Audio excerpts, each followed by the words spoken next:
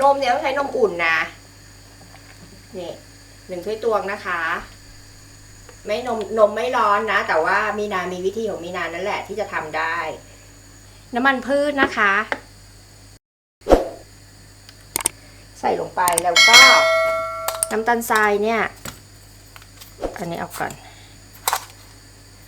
ให้มันมีรสชาติหน่อยละกันประมาณ2 ช้อนโต๊ะเกลือป่นค่ะเกลือป่น1 ช้อนชานะคะใส่ลงไปเลยคนทุกอย่างให้เข้ากันก่อนเขาก็จะอุ่นขึ้นพอดีค่ะนะไข่ไก่นะคะเบอร์2 1 ฟองใส่แป้งนะคะแป้งสาลีอเนกประสงค์หรือว่าแป้งขนมปังก็ได้ใส่ไป1 ถ้วยตวงก่อนแล้วมีนาจะใส่ยีสต์ค่ะยีสต์เนี่ยประมาณ2 ช้อนชาเหมือนเดิมแต่ว่าถ้าใครใช้เป็น Active Dry Yeast Active Dry Yeast เนี่ยต้องเอานมอุ่นน้ำตาลทรายแล้วก็ตัวยีสต์มาผสมกันก่อนนะคะแล้วก็รอให้ยีสต์เขาขึ้นฟูเสร็จแล้วเราค่อยมาทำเดี๋ยวเราจะนวดนะคะนวดส่วนผสมเนี่ยให้เนียนเนี่ยแป้งมีนาใช้ประมาณ3 ถ้วยตวงเห็นไหมเอาแค่นี้ค่ะเอาแค่3 ถ้วยตวงก็พอแล้วเดี๋ยวมีนาจะนวดให้แป้งเขาเนียนนะคะเนี่ยค่ะแล้วก็นวดให้แป้งได้เนียนระดับหนึ่งนะคะแบบนี้มันนวดง่ายเห็นไหมมีนานวดจนแบบแป้งมันไม่มีอะไรติดมาพักแป้งนะคะอุณหภูมิห้องให้เขาขึ้นเป็น2 เท่านะ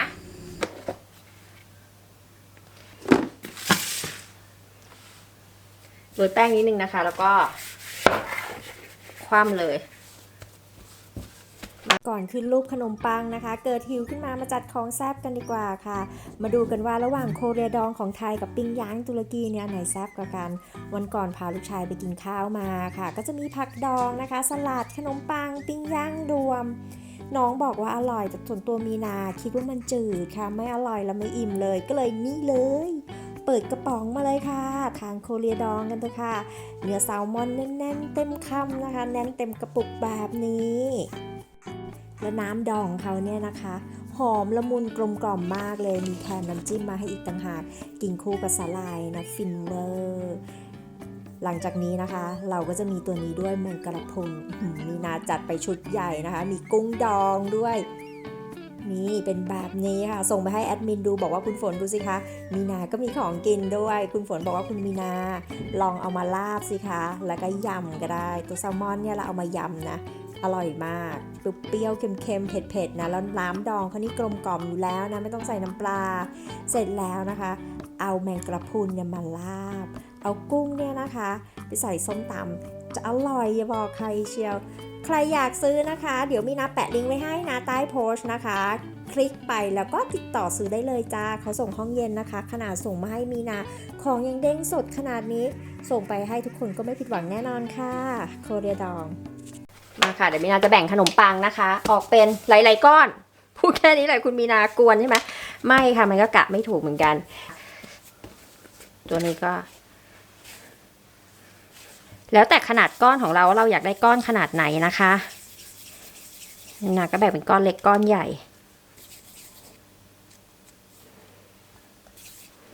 ตัวนี้นะคะพอเราได้กลมๆเสร็จแล้วใช่ไหมคะแล้วก็กดให้เขาแบนนิดนึงค่ะ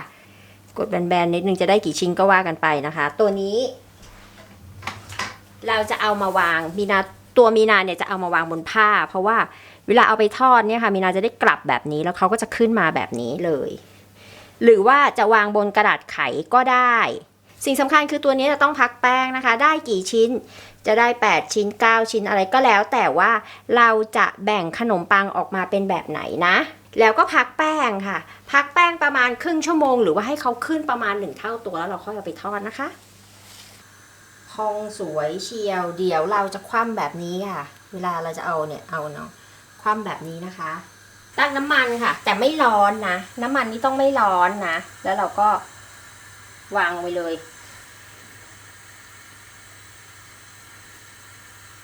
ไฟกลางนะค่อนข้างไปทางอ่อนนะคะไม่งั้นเดี๋ยวสีจะไม่สวยนะค่อยๆค่อยๆค่ะค่อยๆทอดนะคะมีนาใช้น้ำมันดอกทานตะวันนะใครจะใช้น้ำมันปาล์มก็ได้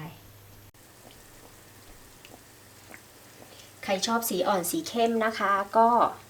แล้วแต่เลยอ่ะแบบนี้มันดีเลยค่ะเห็นไหมนี่ไงสีสวยกำลังดีเลยค่ะเห็นไหมคะเอาขึ้นได้เลยค่ะ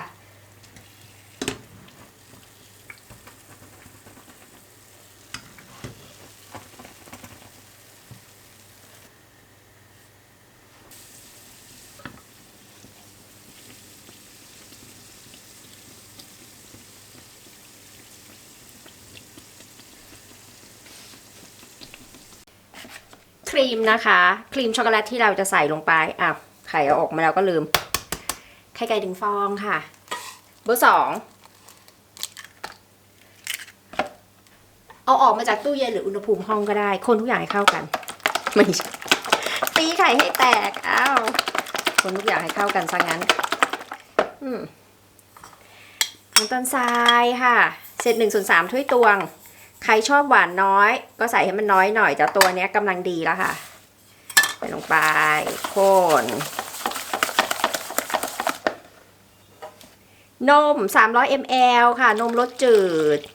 ใครจะใช้เป็นนมรสช็อกโกแลตก็ได้นะก็ตัดน้ำตาลทิ้งไปเลย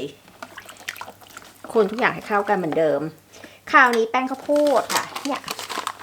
แป้งข้าวโพดธรรมดาเนี่ยแหละค่ะเศษ1/3 ถ้วยตวงเช่นเดียวกัน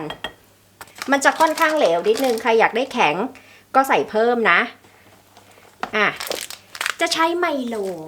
หรือจะใช้โอวัลตินก็ได้ค่ะสปอนเซอร์อันไหนเข้าก็ใช้อันนั้นนะคะใส่ไปเลยค่ะหรือใครจะใส่ผงโกโก้ก็ได้ใครไม่มีใส่ผงไมโลหรือโอวัลตินนะคะไปประมาณ3 ช้อนโต๊ะใส่ผงกาแฟไปหน่อยประมาณ1 ช้อนชาใส่ไปทั้งซองนี่แหละค่ะเพื่อความเข้มข้น1 ซองเล็กหรือ 1-2 ช้อนชานะคะคนค่ะคนให้เขาไม่เป็นผงแป้งแล้วเดี๋ยวเราจะเอาไปกวนนะคะกวนกับเตาแก๊สธรรมดานี่แหละค่ะง่ายเข้าไว้เดี๋ยวไปตั้งไฟนะคะไฟกลางคนตลอดเวลาค่ะจนเขามีความข้นหนืดเท่านั้นเองนะคะพอเขาข้นเดือดนะแล้วเราจะชิมได้ค่ะชิมว่ารสชาติเขาพอดีไหมหวานพอดีไหมความเข้มข้นของกาแฟกับผงไมโลหรือโอวัลตินเนี่ยโอเคไหมเราสามารถเติมเพิ่มได้นะคะตัวนี้ไม่ตายตัวนะเดี๋ยวมีนาคนให้เสร็จก่อนแล้วก็เดี๋ยวมาดูกันนี่ค่ะทำให้ร่อนแบบนี้นะคะปิดแก๊สเลยค่ะ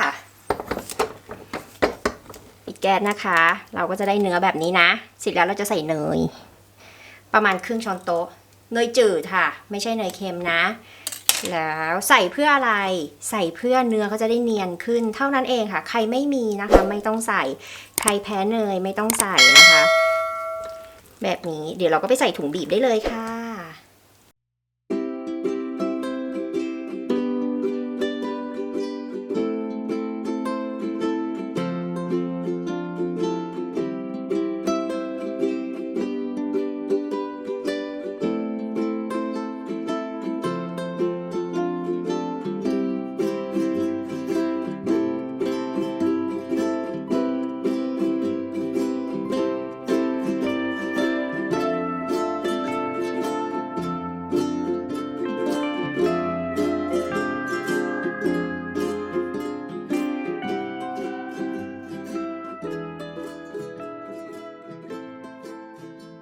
ยังไงฝากกดไลค์กดแชร์แล้วก็ติดตามให้ด้วยนะคะตัวนี้เดี๋ยวรอให้ลูกชายมาทานค่ะลูกชายมีนาทานหมดของพวกนี้เราจะคลุกน้ำตาลก่อนก็ได้แล้วค่อยบีบไส้แต่ว่าตัวลูกชายมีนาเขาไม่ชอบแบบคลุกน้ำตาลเนี่ยเพราะฉะนั้นเราก็เอาเป็นแบบนี้แล้วกันค่ะ